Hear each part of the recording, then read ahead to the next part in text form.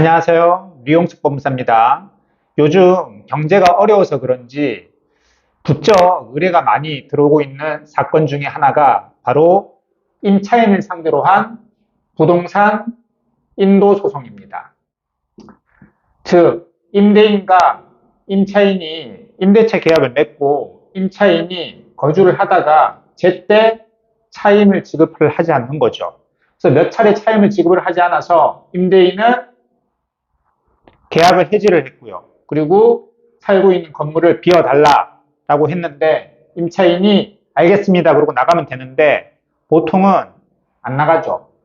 버팁니다. 버틸 때 임대인은 어쩔 수 없이 임차인을 상대로 건물 인도 소송을 제기를 합니다. 그리고 소송을 제기를 하고 승소를 하죠.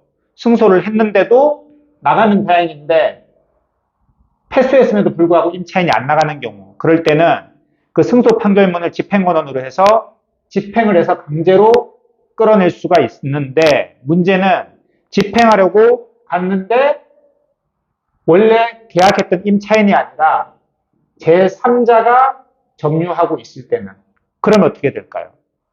그럴 경우에는 이 승소 판결문은 월 임차인한테 승소 판결문을 받았죠. 그런데 집행을 하려다 보니까 임차인이 아니라 제3자가 그 건물에 살고 있으면 다시 이 제3자를 상대로 소송을 해야 됩니다. 원 임차인을 상대로 승소한 판결문은 효력이 없어요. 이 제3자한테는. 그러면 다시 제3자를 상대로 건물인도 소송을 제기를 하고 승소 판결문을 받고 그리고 집행을 하셔야 됩니다. 그래서 이것을 방지하기 위해서 보통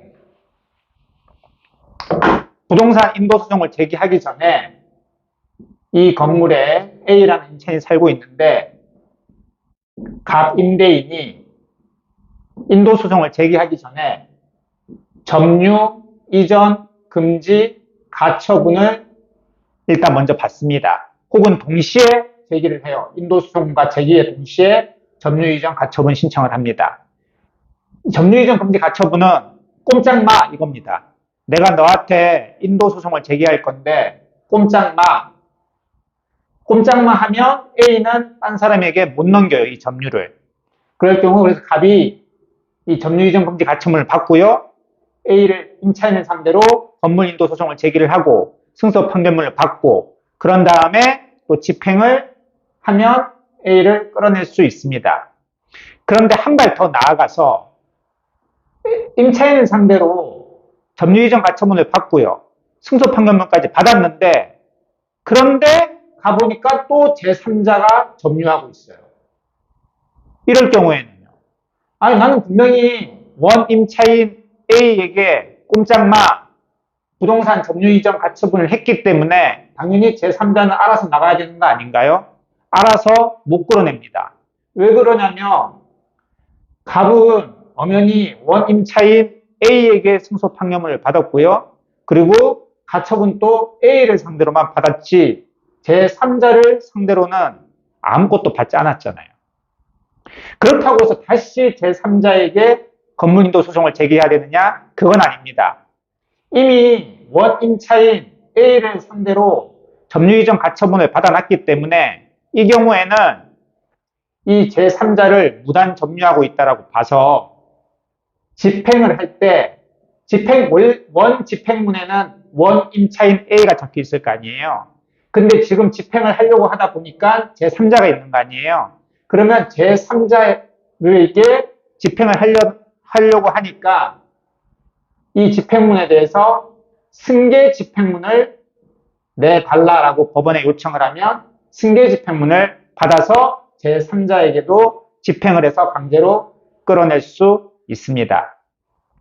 다시 한번 정리를 하면 원 임차인 A를 상대로 건물 인도 소송을 제기할 때는요. 반드시입니다. 반드시 부동산 점유 이전 금지 가처분을 받고 인도 소송을 제기하시고요. 그리고 승소 판결문을 받고 그 승소 판결문을 집행권원으로 해서 집행을 할 때 A가 그대로 그 건물에 있으면 A를 끌어내시면 되는데 A가 아니라 제3자가 점유하고 있다. 그러면 간단하게 승계 집행문이란 것을 받아가지고 제3자를 상대로 집행을 하시면 됩니다.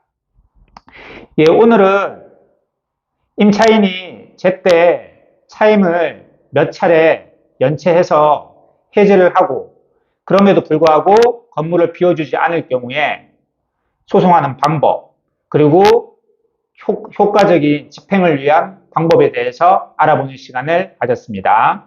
류홍석 법무사였습니다. 감사합니다.